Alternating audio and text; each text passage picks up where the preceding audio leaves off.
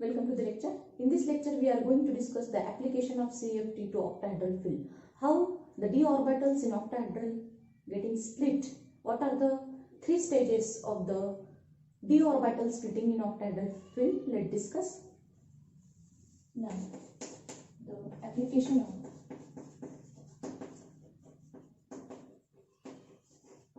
CFT to octahedral fill.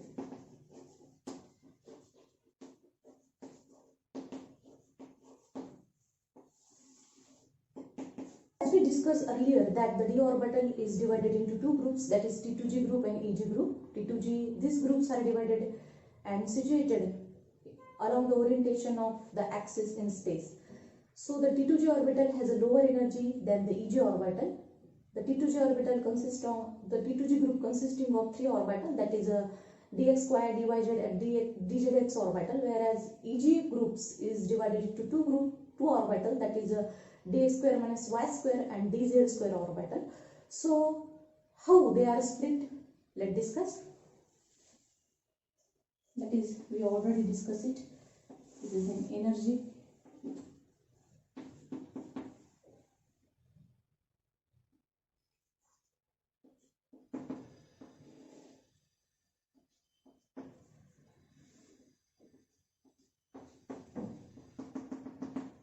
So this is an EG orbital. It has two sets, that is dx square minus y square and dz square, whereas this T2g has three sets, that is dxy, dyz and dzx. So the energy, the average energy in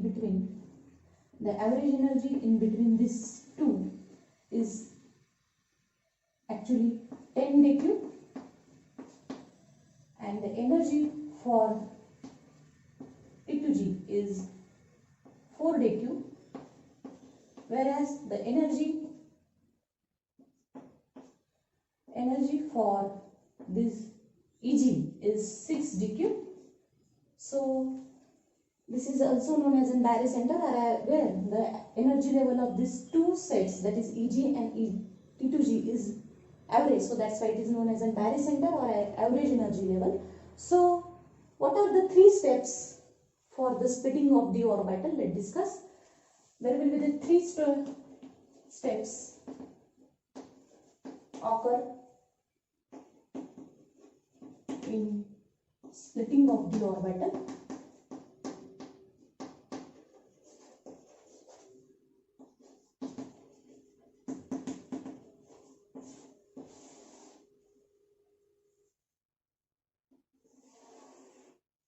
First step is that the d orbital remain degenerate whenever the metal is not in direct vicinity.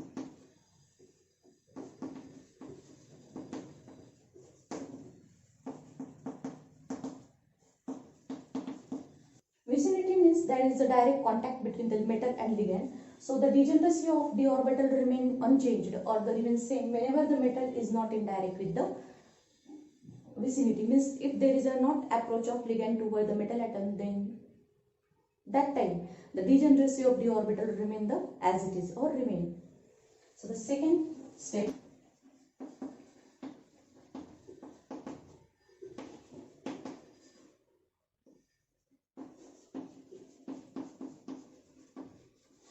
then what happened? The hypothetical symmetrical ligand fill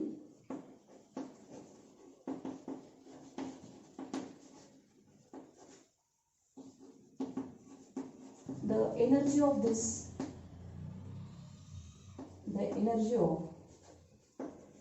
5d orbital is slightly getting increases, is slightly increased, but still they are remain degenerate.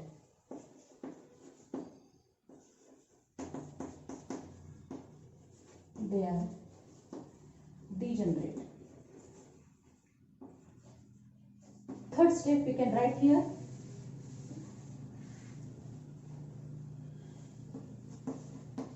Ligand approach to EG orbital.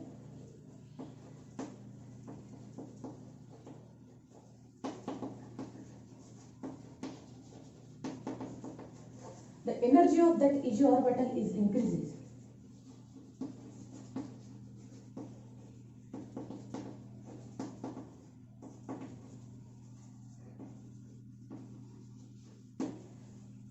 The energy of that EG orbital is increases, and at the same time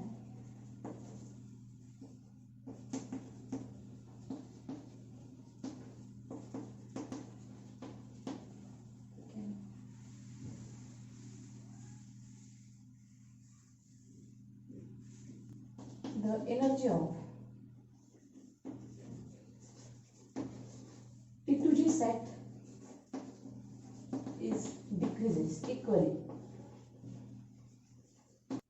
So one orbital energy is getting increases and other is decreases. So there will be the energy difference, and due to this energy difference, the d orbital,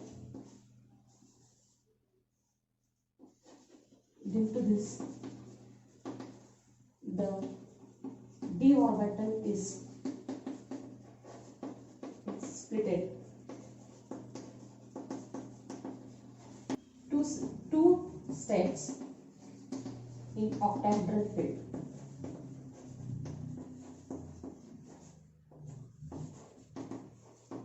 So as we see in figure, we already discussed it, how this d orbital is getting split into EG and T2G orbital. So EG have a higher energy and T2G have a lower energy. So these are the splitting of d orbital in octahedral field. The energy difference of these two orbital is given by the energy difference is m/q. This is known as a splitting parameter. So delta 0 is known as a splitting parameter.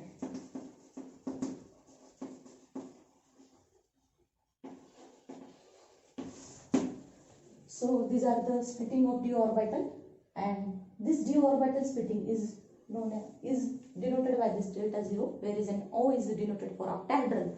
That is, so that's why this is a splitting parameter, or the splitting parameter, or there is a, due to this splitting parameter or this energy difference, this d orbital is getting divided into two sets, that is EG and T2G. All about the splitting of d orbital. Now what about the d orbital? What about the splitting of d orbital in strong field and weak field ligand? Let's discuss.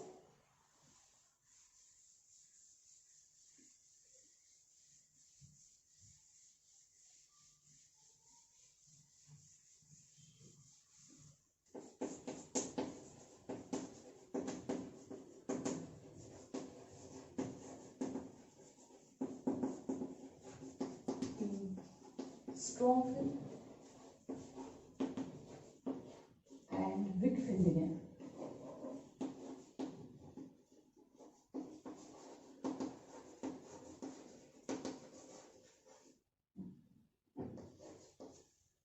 D orbital, that is, if the value of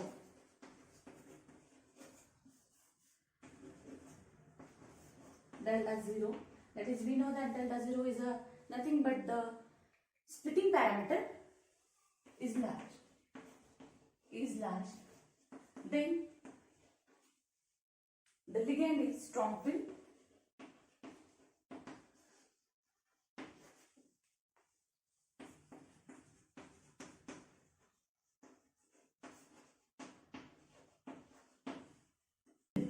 and the splitting is known as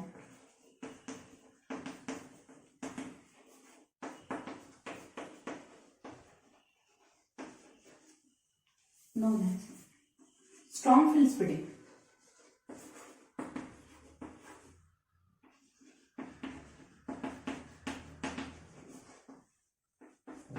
Whereas if the value of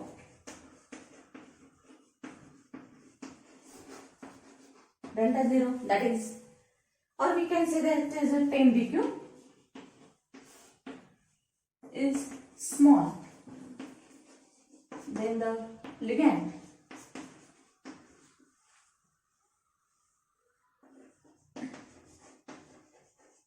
Is weak filled.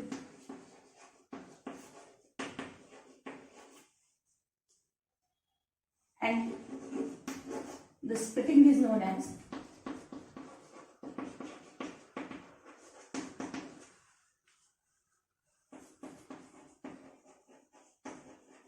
weak field splitting.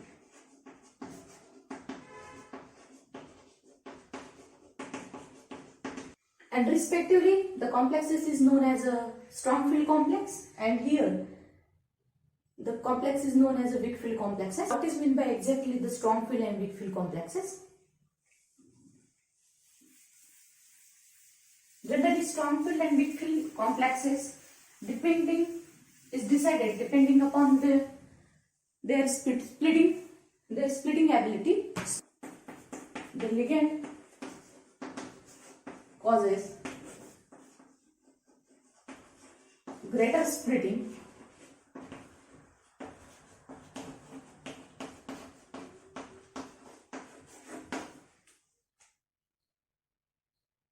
and in such cases the value of 10dq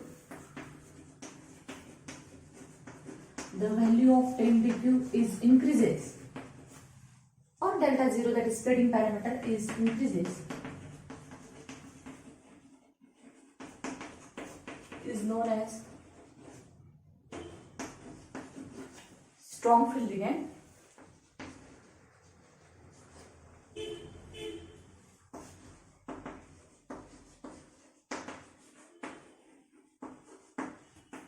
Whereas the ligand causes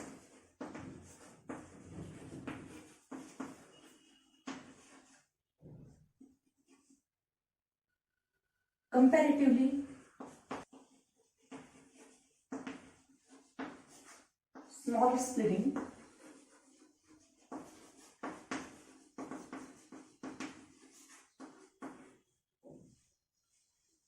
and in such cases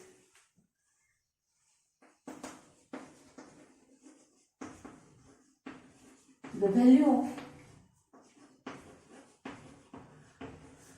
10dq or delta 0 is lower, is known as weak field splitting.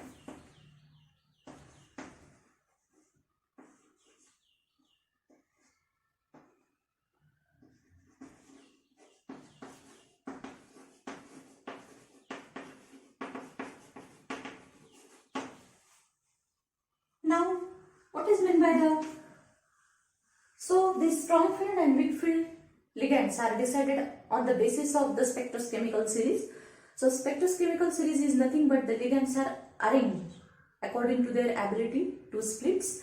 So, there are some ligand series which are arranged in increasing order of their splitting ability. So, let's discuss that series. So, the first we are going to discuss what is a spectrochemical series.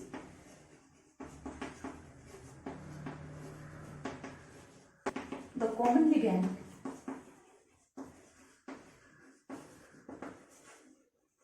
are arranged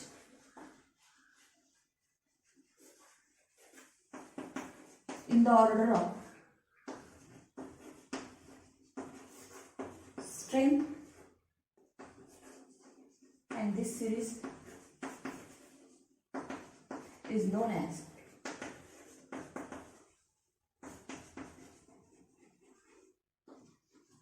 spectrochemical series.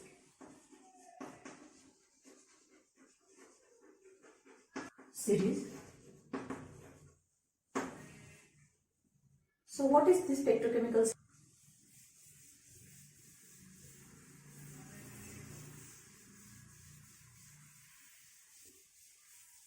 So in spectrochemical series, the ligands are arranged according to their ability to split. So first the ligand that is which have a larger splitting gives the first order, that is CN, then after cyanidine, then atridine, then after that is orthophenanthroline, then dipyridine ligand, ethylene diamine, ammonia. After that, ammonia sometimes act as a both strong field and weak field ligand in some complexes. Actually, it is in by nature ammonia is a neutral ligand. By nature ammonia is a basic oxalate. Then OH minus ion, that is fluorine, chlorine, bromine and iodine. So these are the arrangement of ligand according to spectrochemical series. So here, if we observe here, that is CN is a strong field ligand. Due to that, it will be phospharin, and iodine, that is weak field ligand.